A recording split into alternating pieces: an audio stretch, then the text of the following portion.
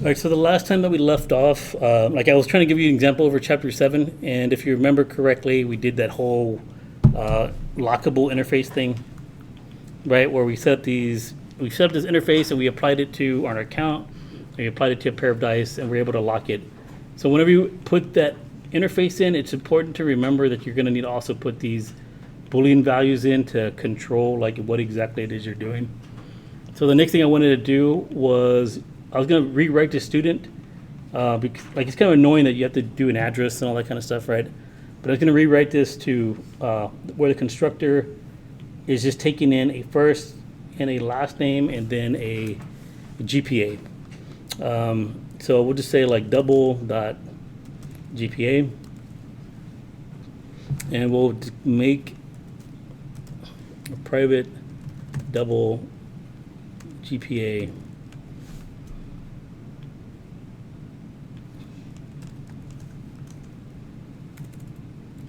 say like this dot GPA is equal to the GPA coming in. All right, so I'm just trying to change this to where, I mean, you still have the address if you want to use it, but I just removed it from the constructor. And now I'm going to take in like some numeric value to be the student's GPA. And the only reason I want to do this is so I can set up a comparable for this, and we can do that comparable like right down here. But if you look at this data file that I have, it's just simply like student names with, oh dang, I messed this up. Because like we're gonna like parse out right here. So let me think about this. So I really only need one name. Okay, well, I'm gonna mess this class up a little bit. I'm just gonna say like full name. Okay, I'm gonna go ahead and get rid of this here and just say full name.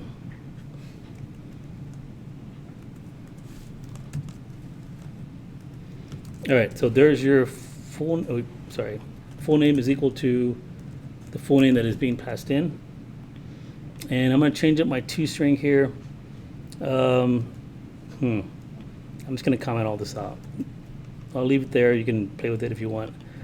But I'm just going to return, I'm going to use string.format. And I'll just say this is a student. And his name, actually it's to say full name. Full name is %s, and his GPA is what is it, F, I believe. So now I can just put in the full name here and the GPA. All right, so that's what I'm going to return for the toString now. So now it's not going to compile because my driver class is actually passing in addresses and all that. So I'm going to hop back over to my driver class, which is my test class. I'll click on this, and I am here. Wherever the red line is at is where it's upset. Okay, here's my test student. All right, so my polystatic void test student. I created addresses. I can go ahead and just comment all that out. And I can comment that out as well. And here's the student I created. But instead of creating students, what I'm going to do is I'm just going to read all this data from a file. So, in fact, I'll just comment everything out. All right. So we'll push all this to the bottom. Okay, so I'm going to use the scanner, and I'm going to say file scan. I'm going to say new scanner. And whenever we scan a file, you actually have to use the file class. And then I'm just going to pass in the file name, and the file name is data.txt. Okay, so I'm going to hover over here and import this file IO. Okay, so it's a little upset right now because you have to handle an exception. If you just hover over, it tells you like why it's upset.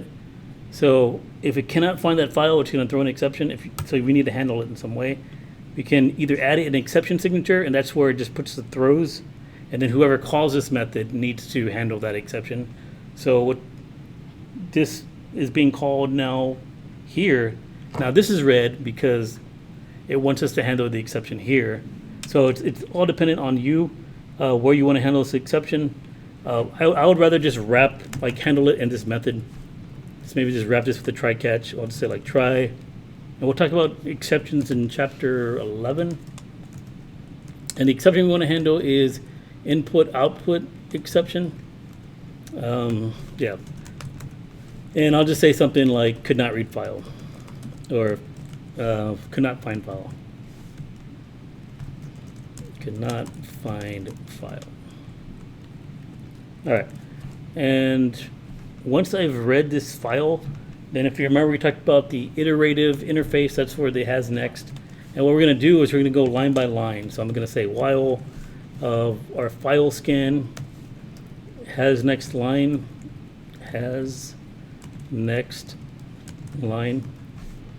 Then I'm going to read each piece of the file. I'm going to do this once again by using another scanner, and I'm going to call this one like line. Yeah, line. I'm saying new scanner, and I'm going to take in file scan.next line. Okay, and then I can set my delimiter for this. Say use delimiter, and what I want to use is a comma. Now the reason why I want to use a comma is if you look at the data file, right, this part is the full name and this part over here is the GPA, right? So what's separating the two is the comma. So that's why I want to use the delimiter comma, so that it breaks it up right at that comma. All right, and now that I'm done with that, I can actually get my full name and my GPA, and I can create these student objects. So I want to like slap all these student objects into a list.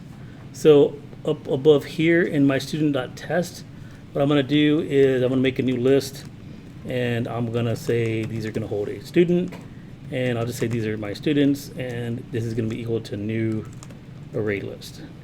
Now, the reason why I said list and array list is a list is actually an interface for any type of list. If you rather just use an array list in front, you can, but a lot of times you'll see most people just, or not most people, but you'll see this a lot like professionally where they make a list, but they set it equal to an array list or some other type of collection. But I guess just to avoid confusion, we'll just label both of these as array list. Okay, so I have an array list that's going to hold students, and I'm going to slap those students into this array list simply by just saying students.add new student. I'm going to pass in the full name. Now the full name is at line.next, not line, but next. And the GPA is line.next double. Again. So that's how I'm going to get that information. I know it's kind of a shortcut. I mean, if you wanted to, I know if you're coming from Java 1 to Java 2, like you might be kind of confused on how some of this is being done. If you wanted to, you could just say like, okay, well, name is going to be equal to line.next, and then double dot GPA is going to be equal to line.next double. Okay, that way it kind of makes sense a little bit. And then maybe you're used to like making a temp object for student as well, and you can just say student and then pass in the student's name and the GPA, and then we're just going to put S into our list, right? I just did everything on one line. I just feel like, you know, it's less lines of code that I have to write. But if you're more comfortable with taking like baby steps and doing this stuff to where you're just getting the name, putting it into a variable called name, getting the GPA, putting it into a variable called GPA, instantiating the student object into an object reference variable called S, and then adding S into my list of students, then you should do it this way. Okay, so that's just me iterating through that file, pulling all that data, and then when I'm done, what I can do is simply just do for each, and I don't like how I did that. I really don't. I'd rather see it on all line. All right, I'll say for each, and then I'll just grab my student object. We'll just say like, here's a student out of my students list. And then I'll simply just do a system.out.println.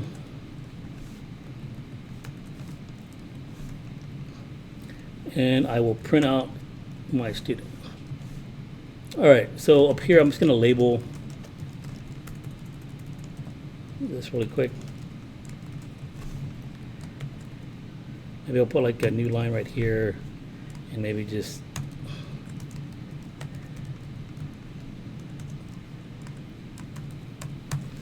All right, and the rest of the method is like all the comments at the bottom.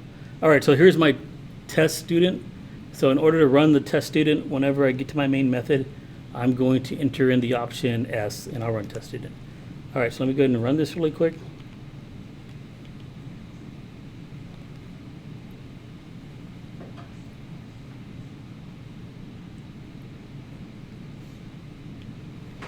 All right, so I'm at the menu. I'm going to hit enter in an S, and it read my list of students, and it put it all into a list, and you can see right, I outputted everything.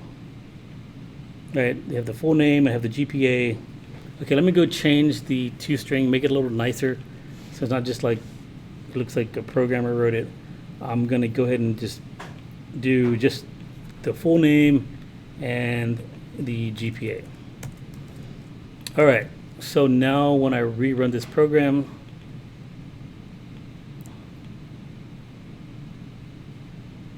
I entered in the option S, and there's, dang it, left the curly brace at the end of that GPA.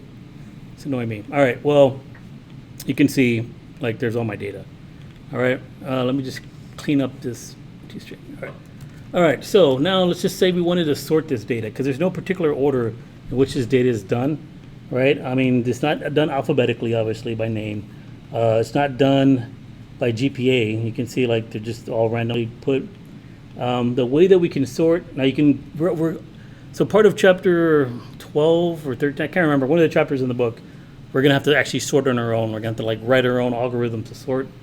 But Java does provide libraries to do all this stuff for you.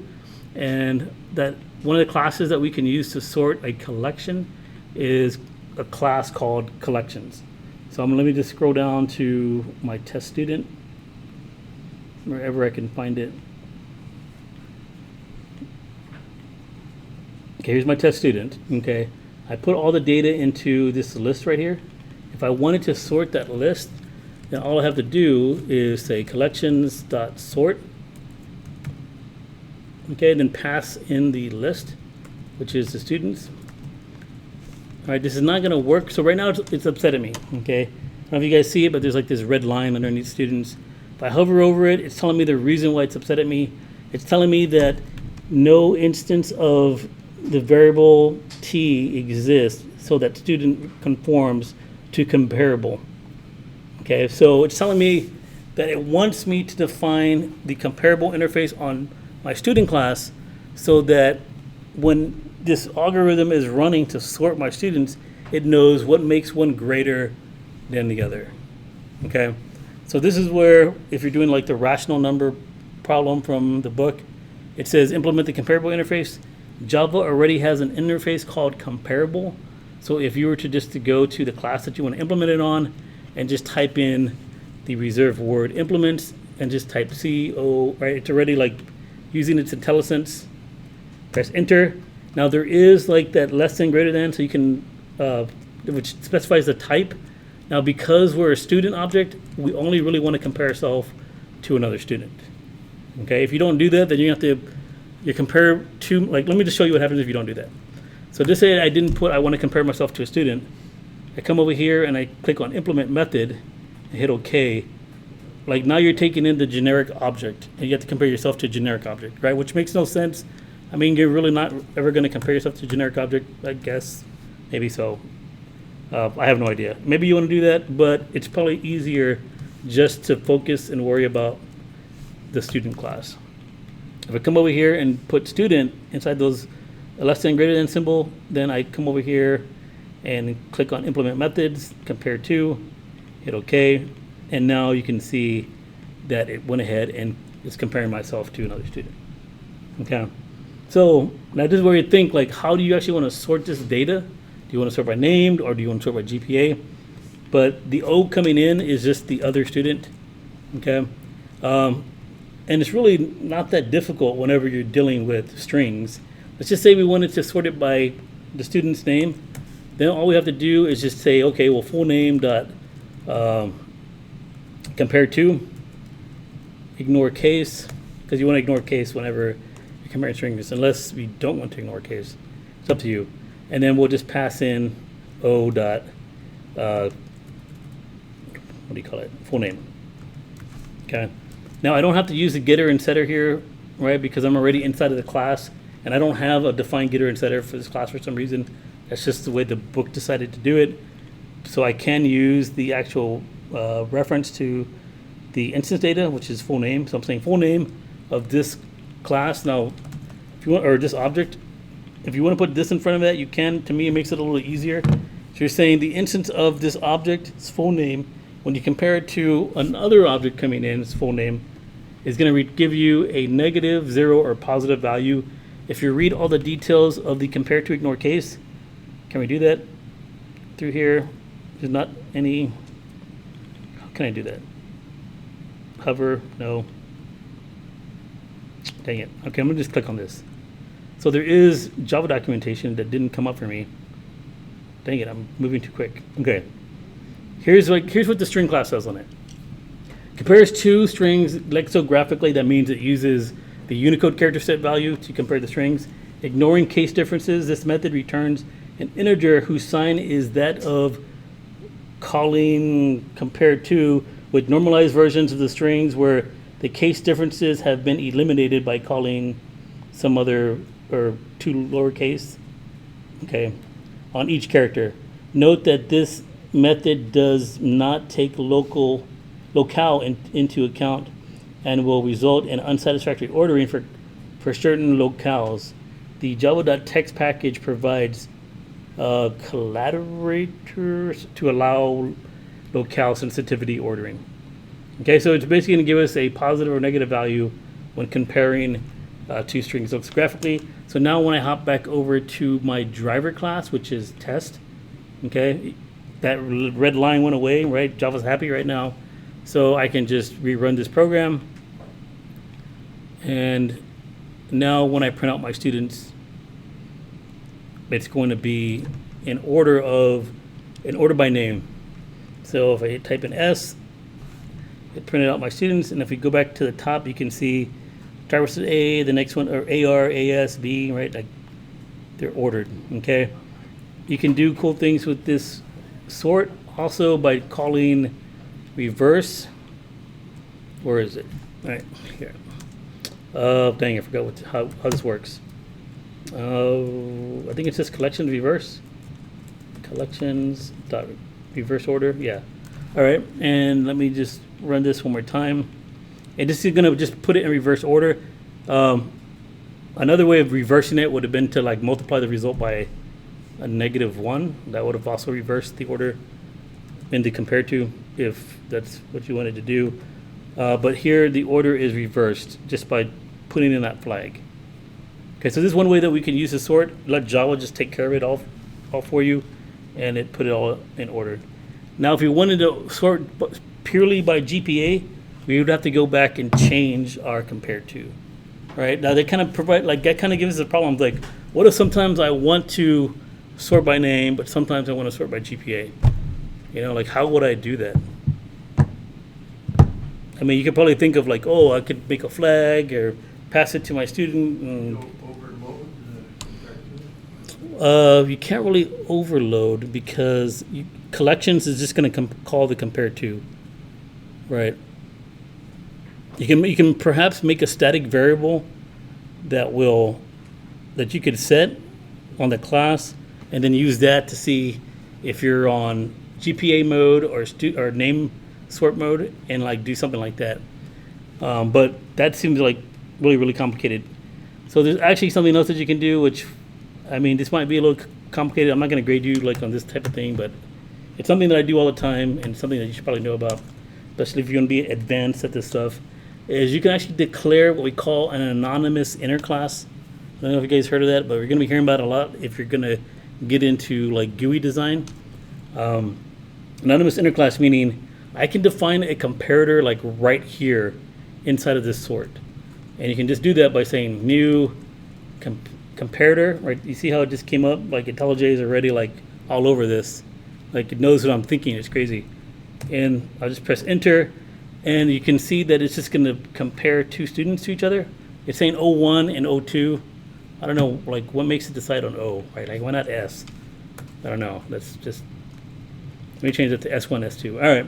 So then you can just do like the comparison of, okay, well, S1 dot, dang it, I don't have access to my GPA because I'm not in my student class. So before I show this example, let me hop back over here and then make a getter for my GPA.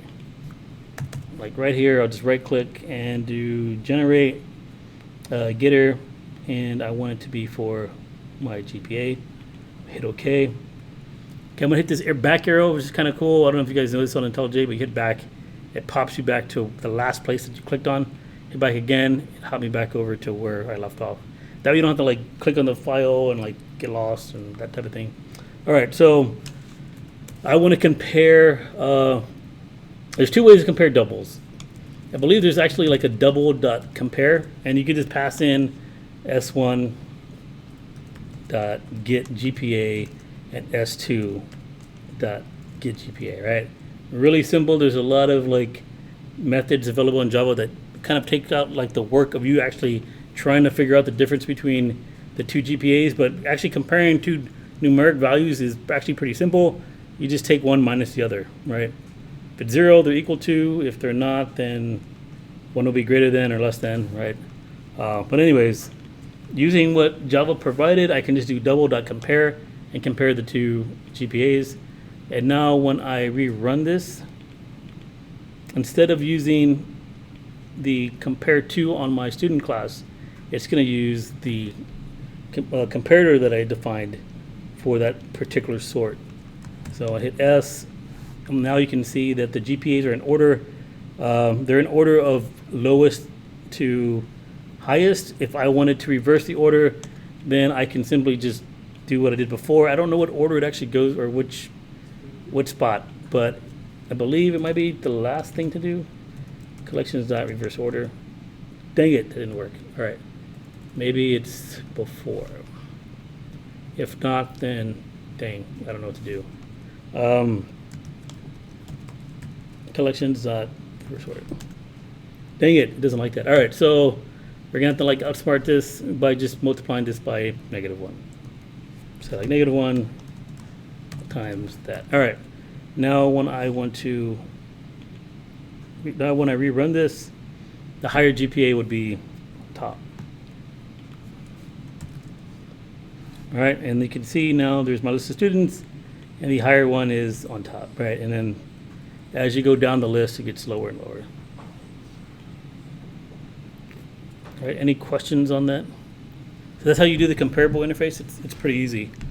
It's not too difficult, I don't think. I mean, you just have to, like the comparable, whenever you implement the comparable interface, really what you need to do is just find a numeric value that you want to return that's going to signify if something is greater than, less than, or equal to. So if you return back a negative, that means that the object that you're calling the compare to on is less than the object that you're passing into the compare to. If they're equal to 0, that means they're both equal to each other. If it's positive, that means the object that you're invoking the compare to on is greater than the object that you're comparing yourself to. That's being passed into the method. Okay? So really, yeah, that's really all you have to do. For the rational number one, yeah, I mean, you just implement comparable, come down here to compare to, just return the difference between like whatever the rational value is to the other rational value. You could use a double, or you can just do you could just subtract them. So like if I hop back over to my test, instead of like doing what I did here, if I were to comment that out and I'd say, you know what, instead of like using Java's compare to, you can just take your S1.getGPA and subtract S2.getGPA. All right, and it's upsetting me still. Oh, wants an integer, dang it. Okay, so I guess we're gonna have to convert this to an int.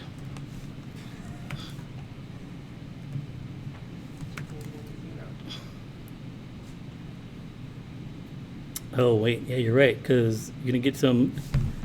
Oh man, that's crazy. Okay, you're probably gonna have to like multiply it by. I didn't even think about that. Because there's like how many digits are on this thing? Like 3 at least. So we'll multiply it by 1,000. There you go. That will fix the problem. And he caught that mistake before it even happened. That's pretty good. All right. So now when I enter S, you can see that they're in order by GPA, but they're in reverse order, right? Or the wrong. I mean, I don't know. That's actually the right order, but we want them in reverse order with the higher ones up top. That we can just like make this S2 and this one S1.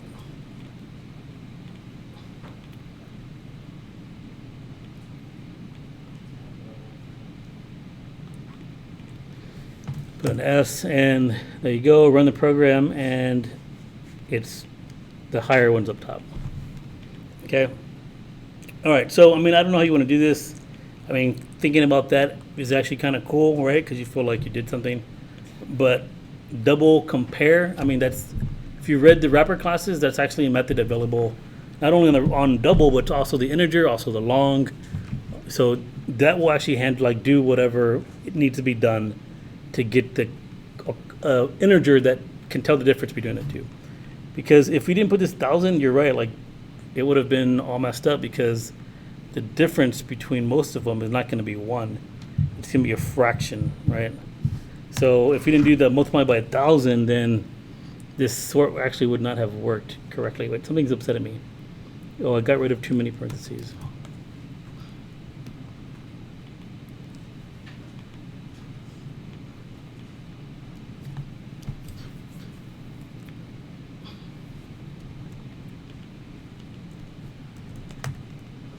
All right, and yeah, you see how it's just all messed up?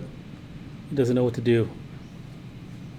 Because like the difference between the two were like so small, you converted it to an int, it became 0, and it just, yeah. So it's probably better just to use the double compare. Because I would have made that mistake if I wasn't stopped. Yeah, but there should be 1,000 right there, right? Yeah. All right, any questions on this? All right, so the next thing we're going to talk about are arrays, and I know like arrays are like super boring and complicated. So instead of talking about arrays, I'll go ahead and wait till Wednesday. But I do want to like at least introduce you to GUI stuff. I know, like I don't really use Java GUIs that often, so I'm not like an expert at them. I'm just putting that out there. But the ones that I have used was the Swing library, and that's actually obsolete now because now JavaFX is like the new thing, right?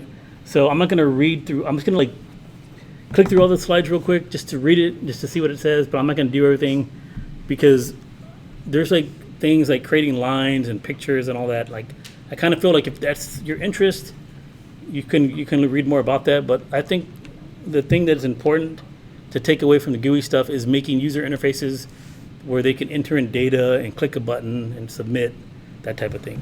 Okay.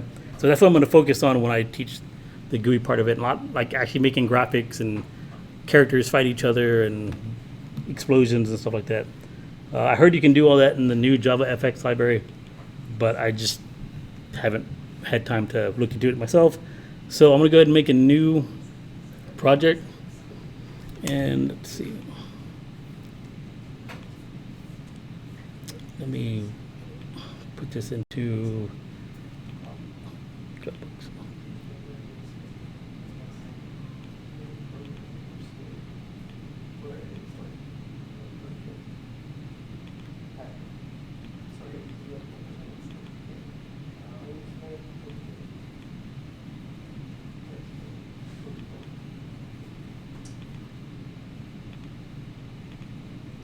All right, workspace 2.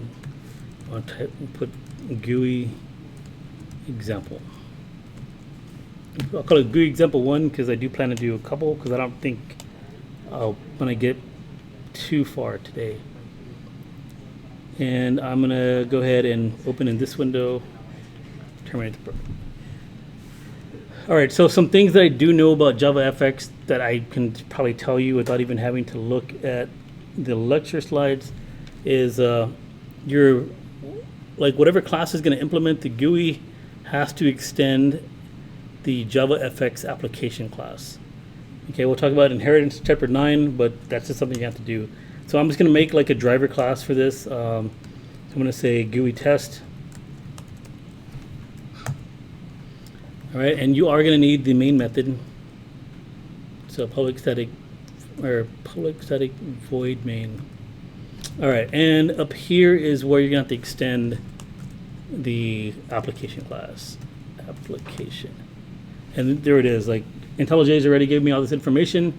That's the one I want to click. And now it's upset at me because in the application class, you have to override the start method. So I'll hover over this. I'm going to click on implement methods. I'm going to hit OK. And here is my start method. So basically what I'm going to do from here, from the main method, is just call, dang, actually, I don't know. I've never done this before. I'm scared. I think all I have to do is just call start. That didn't work. Damn it. Okay, let me think. Maybe the name of my application, start. How is this not being called? All right, well, that's as much as I know. Like from all the times that I've done this, you can see I've only did it like a couple of times. Let me hop over to chapter 3 because chapter 3 is actually where you get introduced to JavaFX. And I'm just gonna like I said, I'm not gonna go into like a lot of detail because I think chapter 3 actually has you drawing lines and stuff like that. The only thing I'm concerned about right now is just getting a panel up, and you can put like some type of text on that panel. So introduction to JavaFX, you can read about all this. I think the most important thing is that it's the newest library. There used to be here it says it's replacing AWT and Swing, which is like when I have worked on Java GUIs, it's been those libraries. So it tells you here that you need to extend the application class and also the start method. The main method is only needed to launch the JavaFX application. The start method accepts a primary stage, which is the window. Okay, so the stage is like the window. This is where it gets kind of confusing for me because like in the older versions of the GUI, like a window would be a window, right? So I don't know why stage would be the window. Okay, so here is their hello world example. I'm just gonna look at this. They do have their start. Oh, launch. Okay, launch is what actually causes the start to be called. That's why I was all confused. All right, so here I'll just do launch and I'll pass in the arguments that come into my main method. And then once I run this, you can see that nothing will happen because I'm not really doing anything.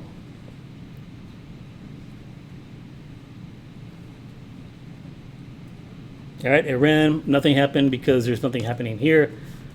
But I believe, let's see, you can just do stage.show or open, yeah, show. And now let's see if anything happens.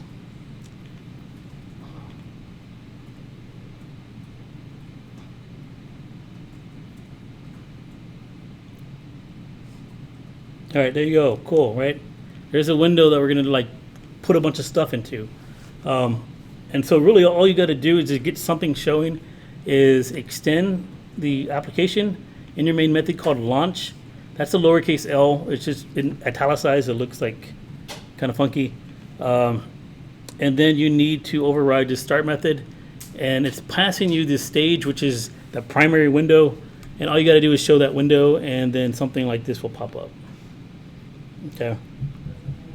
That's actually really easy compared to the way the older library would be. So you're right, there's nothing in it. So let's go ahead and see how we can put stuff into this. All right, so we can put text boxes like this. So here is like their Hello World program. Let's just see what they did. So they made two. Okay, so the old one, they used to be called text boxes, but now for this one, it's just called text. So the way this is actually set up, it's kind of interesting. I do remember this part of it. Is the way the GUI is set up is your coordinate is 0, 0 on the top left corner. So coordinate is 0, 0 on the top left corner. Right here. All right. So like your Y would be like 1, or like it'll keep getting bigger, right? Like over here would be like, I don't know, 100, 1,000, I have no idea. But then this way would be like, 100, like however big this is, depending on the number of pixels. Okay, so 0, 0 is right here. So like this way is all like positive, if that makes sense. So when they have the 50-50 there, that's actually like the coordinate of where you want to put hello JavaFX. So we can do something, if you want something like in the corner, we can just like make a text and it will just say hello is equal to new text.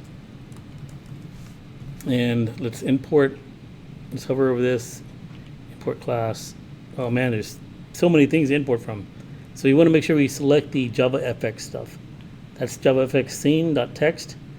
Okay, I'm going to put it at 0, 0 so that we can see that it actually goes into that coordinate. And then we'll just say something like hello world. Okay, and now we got to put that text into like a group or something like that. I can't remember exactly, but let me hop back over here. Yeah, group. They called it root for some reason. I don't know what that is. But you can basically, in this constructor, constructor, you pass in like all your components that you want to add, and then you pass in that root to your scene, and then that's root, or excuse me, that group that's going to be the coordinates for it. You can actually set the background color as well, and then you can put a title on your stage, and then set scene is where you pass in your group. Okay, so I don't know why they named it root. I guess it's the root group. Maybe they should just name it like primary. I don't know. That's kind of confusing. So you have something called a group. This is going to be your group of GUI components. I'm just going to call it like primary group is equal to new group. And right now we only have one text box. Okay. And now what I'm going to do is I'm going to pass that to my primary stage. And I'm going to set scene. If you look at the set scene method, it takes in a scene value. What the heck? Did I miss something? I thought I passed the group directly to. No, dang. Okay, I missed something. I'm sorry. Forget what I said. Oh, you take your group and then you make a scene. Man, this is getting more and more complicated. Okay, you take your group and then you pass it to your scene, and then you pass your scene to your stage. Okay, so let me hop back really quick. Okay, so now I'm gonna come over here and make a scene, and I'll call this one I don't know, primary scene, I guess.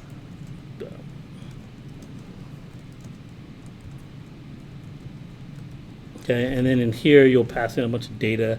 There's probably several different constructors defined. If I do control space, what do I get? Nothing. Doesn't tell me what I can do.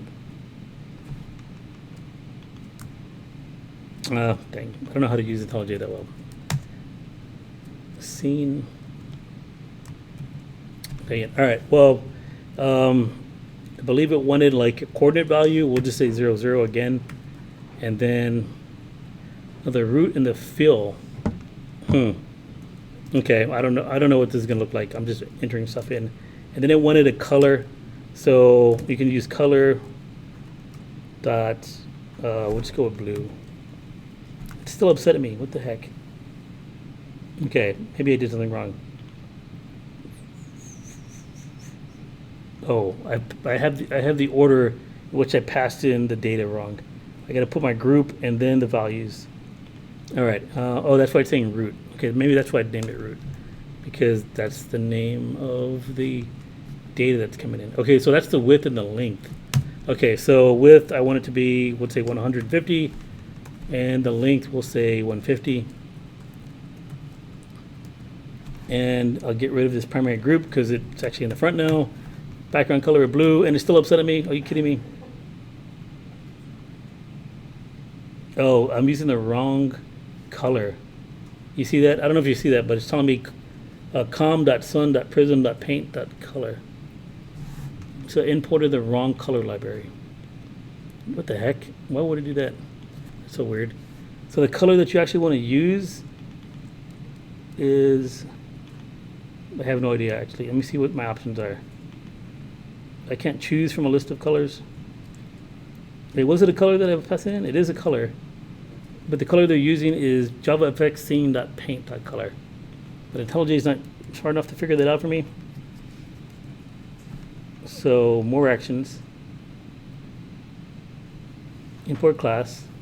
Okay, here's my list of classes to import. So I want to use a JavaFX color. All right, so that's the right color library. You have to be careful with some of this stuff because now you have all these weird packages and they all have the same classes defined. So you gotta make sure you import the correct class. Now I'm gonna set my scene by passing my scene to my stage. And also, I saw in the demo that they gave you that you can also set the title to something. Say first GUI program.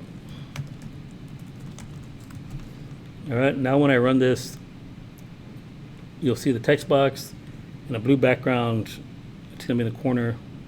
That's 150 by 150. And I don't know where text the hello. The whole thing is blue. Yeah, no, I messed it up somehow. I guess 00 like it's off the screen somehow. That doesn't make sense to me. All right, well let me make this a little bigger. We'll go by 500 and 500. All right, and let me just adjust this because it didn't do what I thought it would do. So I'll make this 100 by 100, or one like at the X 100 and the Y 100.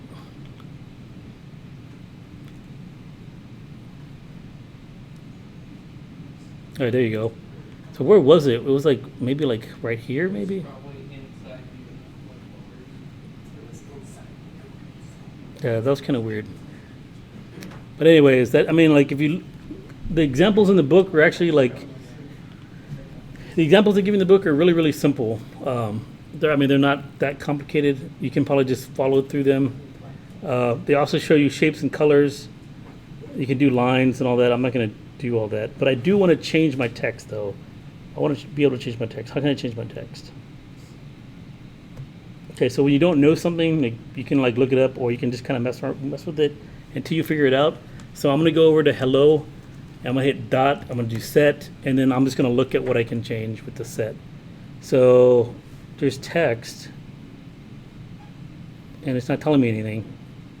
But there's also font value. I don't know what font is, but it wants a JavaFX scene font. So I'm going to hit OK, and I guess I'm going to create a font for this. Font is equal to new font.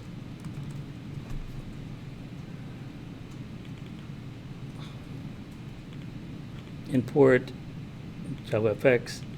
Okay, it's upset right here. So if you're upset, tell me what I need to do. Dang it.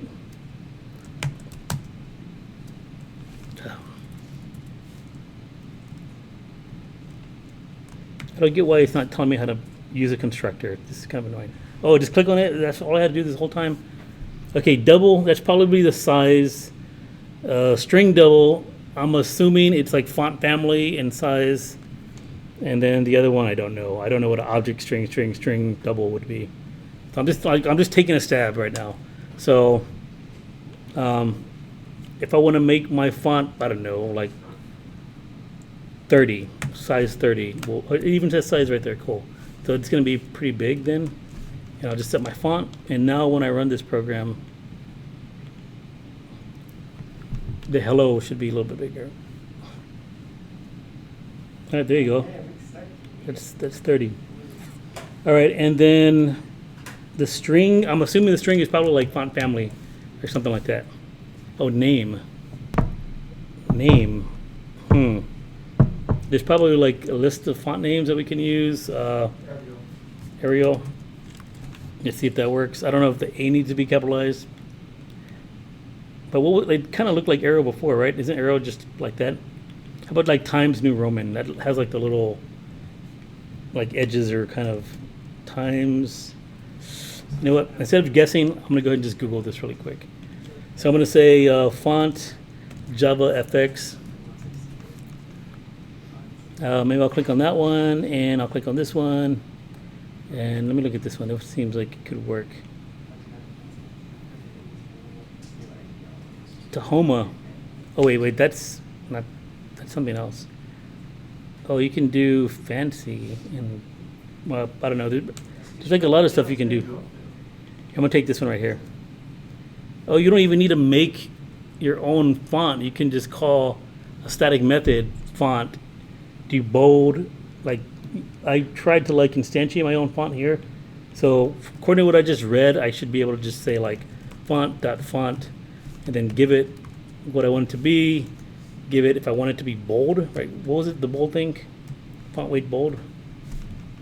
And then give it the size. We'll go to 60.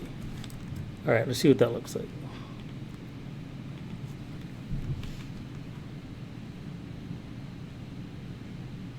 Yeah, there you go. And we just got to make our window a little bigger. But I mean, there's so many cool things that you can do with this. So that's chapter 3. It just kind of talks about like doing stuff like that. You can do that if you want, but I'm more interested in getting like the components of the GUIs working. So let me look at chapter 4 really quick.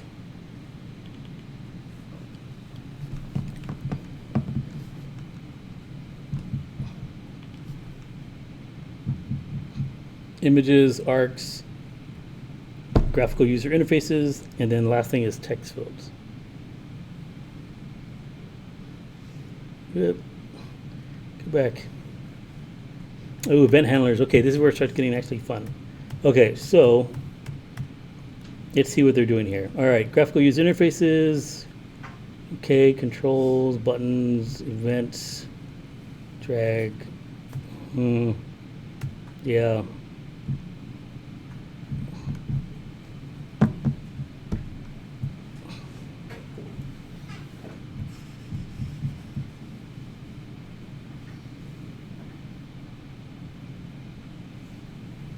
You're using a button, process button, and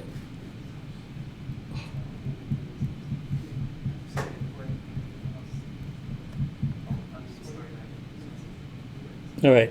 So I think I could do that. That seemed pretty simple. All right. So they made a button. So I'm gonna go ahead and make a button too. So button. And I'm going to say, I don't know, we'll just call it like button 1. And then we'll say is equal to new button. All right, and I guess this is probably the label, yeah. So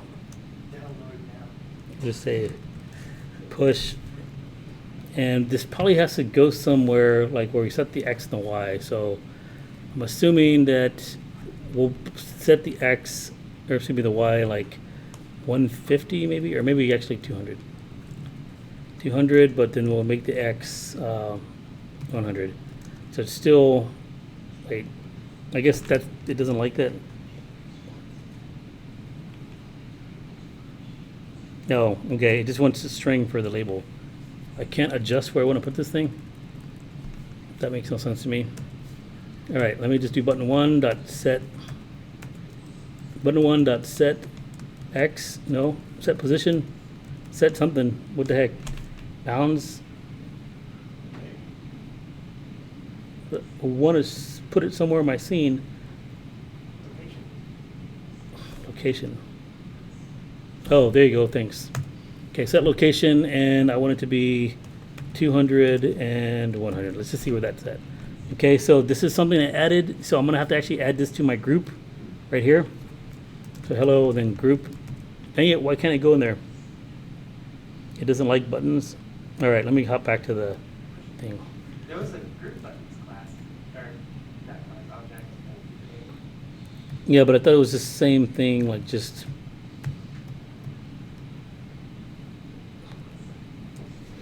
So they make the button called push, and then where is push? Oh, a float panel, or float pane. And then with the flow pane, they put that into the scene. They're using a different. They're not using a group. They're using a flow pane. All right, we'll use a flow pane. Okay, so I guess if we're using flow pane, then we don't really need a location. It's just gonna flow as it's put into how you insert it into the pane. That's what I'm assuming, because that's how the older library would work.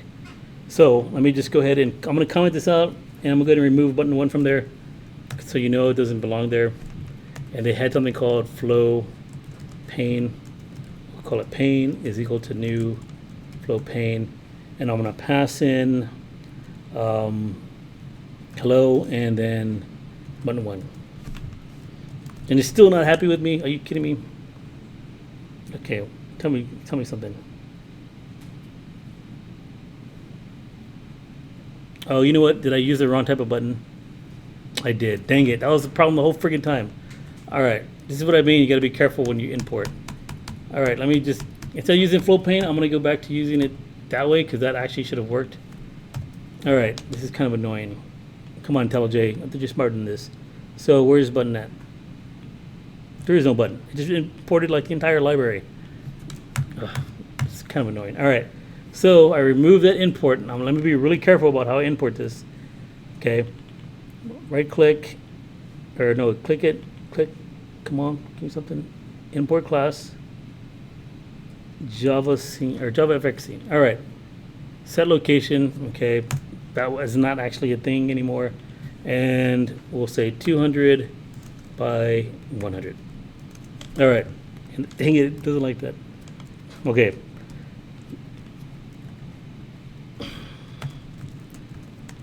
Set X, set location, layout, something. I don't know. I'm just gonna leave it off. Screw it. All right, where it goes, it goes. Okay. And let me just run this really quick.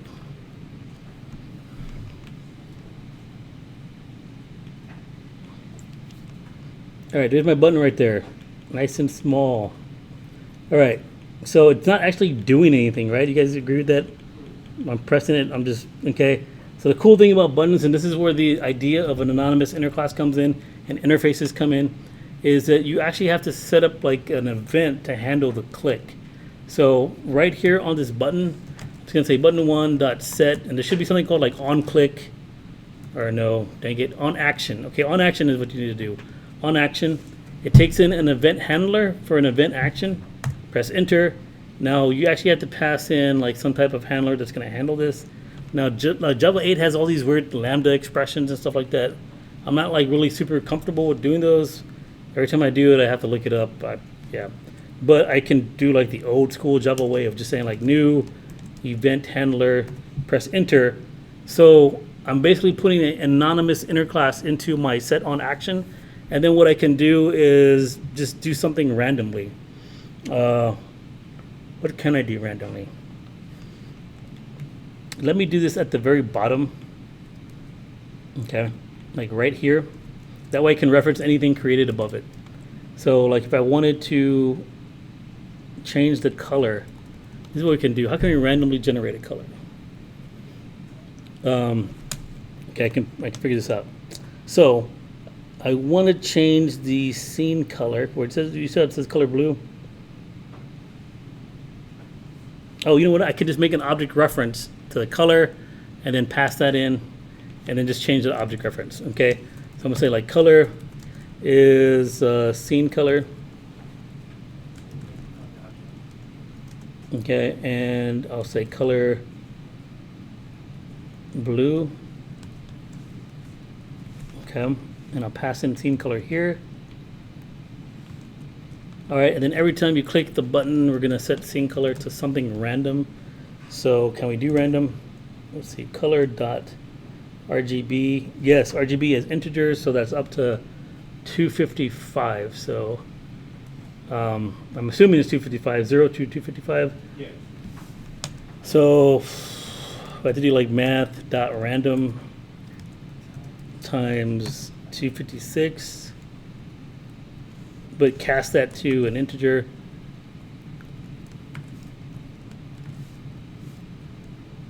Int. Is that right? Yeah. All right, we got to do that 3 times. So there's my red, my blue, there's my green. Are you upset? Okay, it's not upset.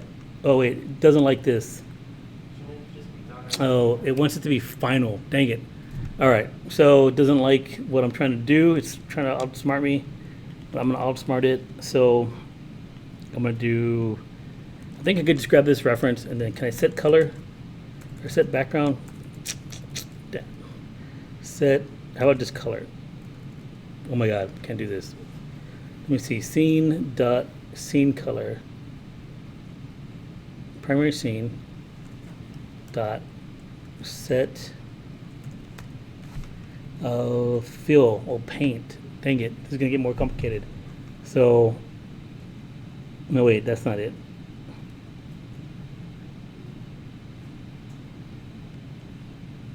All right, dang it. Let me put this back really quick, because now I'm confused on how to do this.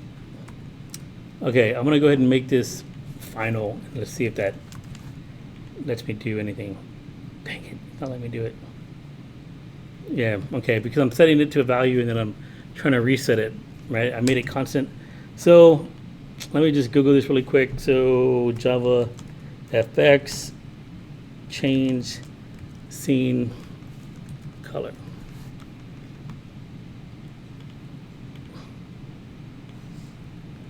All right, what do they do here? So,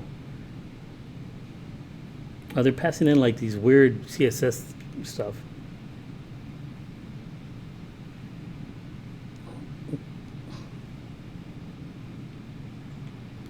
I thought I would be able to have a little more control of this color and size.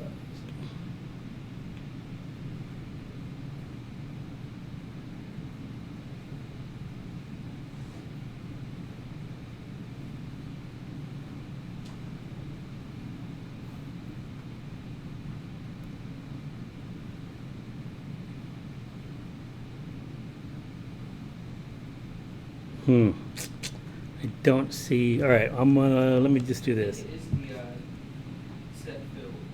Is it set fill? Yeah, I think so. That command was Oh yeah, you're right. Because I just followed I followed that method, and that value here is the fill. Okay, let me try the set fill then.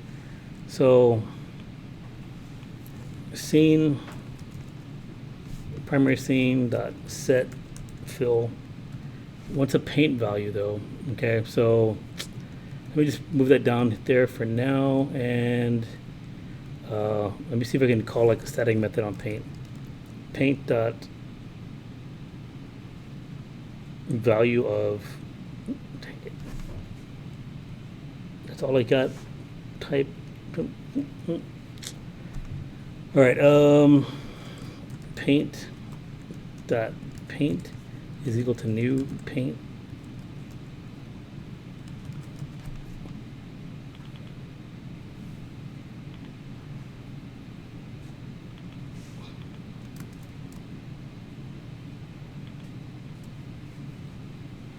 Oh, it doesn't. It's like it doesn't want me to. I can't make a constructor. I can't construct anything from this.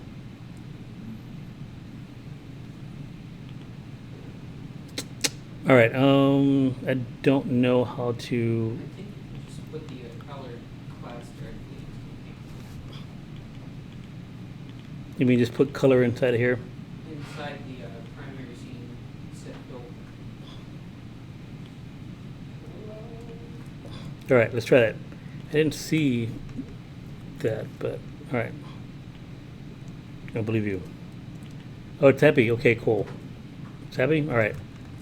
Something's red though. What is red? Oh.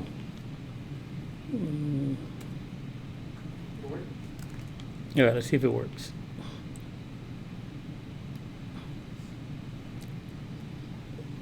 All right, so now when we click this button, it's going to call that anonymous inner class, which is going to handle the click event. Oh, cool. And this is changing the color. Thank you for looking that up, or however you figured that out, but that's awesome. Well, I saw I pulled it up on that Stack Overflow. Oh, really? And I didn't pay attention to it. They had the set fill in there, and they just had color dot chalk. Yeah, and then you can do things like grab the reference of this text and then change. Like that's what they were doing in the book. When you hit this, they're just changing the text, and they're putting they're counting the number of times that you click it. We can do that too, like just count the number of clicks that we're doing by making some variable, and then every time here, you just increment it by 1.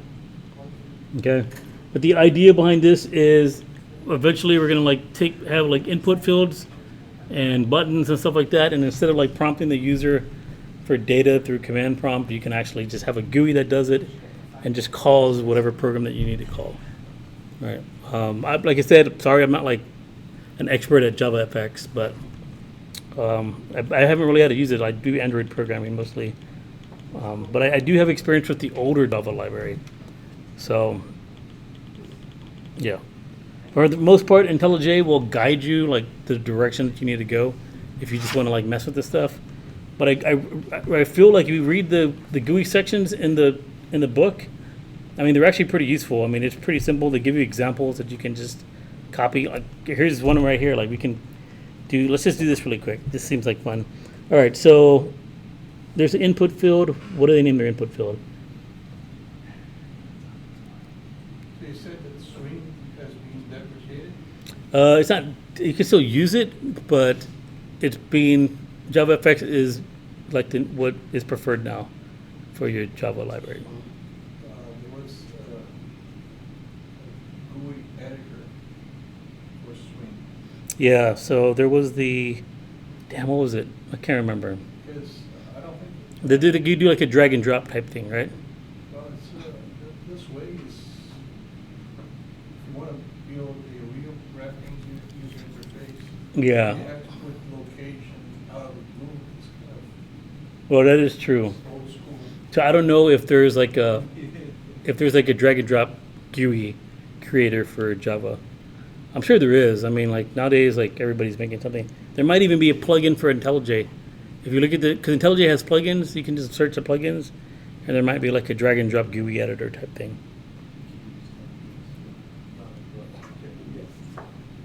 Yeah.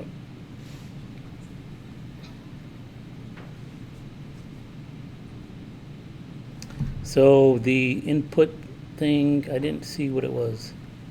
It's text field. All right, so we can make a text field. I didn't know there was a text field. I thought I was already making a text field. I guess the text field is like the input field. I don't know. So they said there's something called like text field. And we'll just say like field is equal to new text field. I'm sure I can like add stuff to this or like do things to it, but I just want to put it into my scene really quick. So I'm gonna put it in like right here. All right. Just want to see if it's there. No, there it is. It's right over my button. Dang it. All right, so I do want to move this over. So we'll just say X would be 200. Y is 100. And it didn't like that. Dang it. It takes in a string? Are you kidding me? How the hell, how am I supposed to move this over? All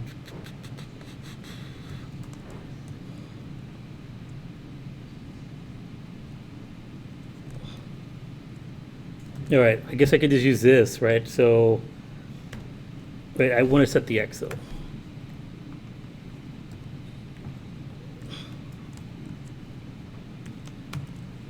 All right, let's see if that moves it over to the right.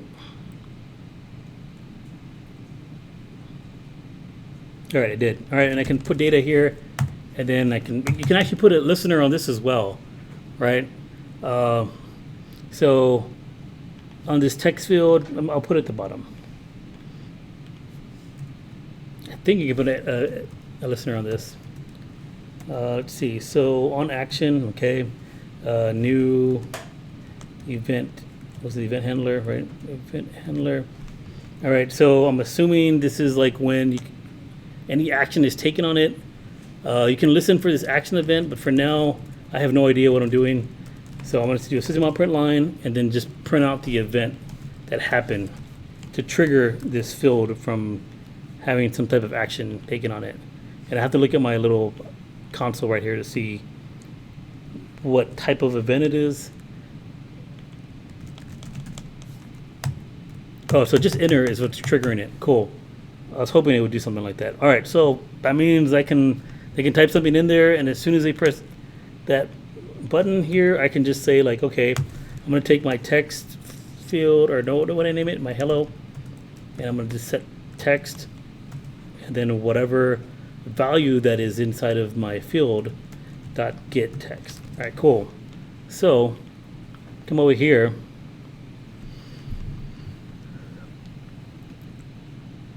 Run this, right? This button is changing the colors, right? All cool and stuff. And then I'm just gonna say hello, and I'm gonna say like goodbye. Center, I changed it, right? It's like whatever I type here. You can't see it because this thing's not long enough, but it's listening for like me pressing enter inside of here. All right. So that's the way, like GUIs are all based on event handling. Like you have a component, you put some type of listener on it, some type of action happens on it, then you take some action within your program, right? Where on the console, we had this thing where everything was pretty much linear. Like you sat there and waited for the user to input something. He inputted something and then you went ahead and ran some type of action, right? So like going back to, like they did the temperature, I don't know if you guys remember from Java 1, but we did like the temperature converter. Like you could do something to where, you know, they type in like Fahrenheit and they press enter and then you convert it to Celsius. You know, you can do things like make sure the value they entered is a number that you can convert. If not, you can throw up some type of error. So there's a lot of cool things that you can do with GUIs that makes your programs like more interesting and exciting and more usable. The book is actually like really good at explaining this though. Like I mean, the only experience I have with JavaFX is all the times when I just showed it to other students, right? Like I've never actually used it professionally. So, but just reading through the book is what, like, little bit that I know of it. So I do plan on doing, like, having like we're gonna make a tic-tac-toe game after we talk about arrays, right? So that's gonna be one of the homework assignments or projects that we're gonna do is to make a tic-tac-toe game. And we'll lay it out with the buttons. So it's basically gonna just be like big buttons like this. Like you have one in the middle and then like, you know, buttons around it, like 3 lines of 3. And you click one, it takes an X. The next time you click it, it will take an O, right? So it's like you're taking turns on the computer, right? Just clicking on those buttons. Yeah. All right. Well, that's all I have for today. Next class, we're gonna go over arrays.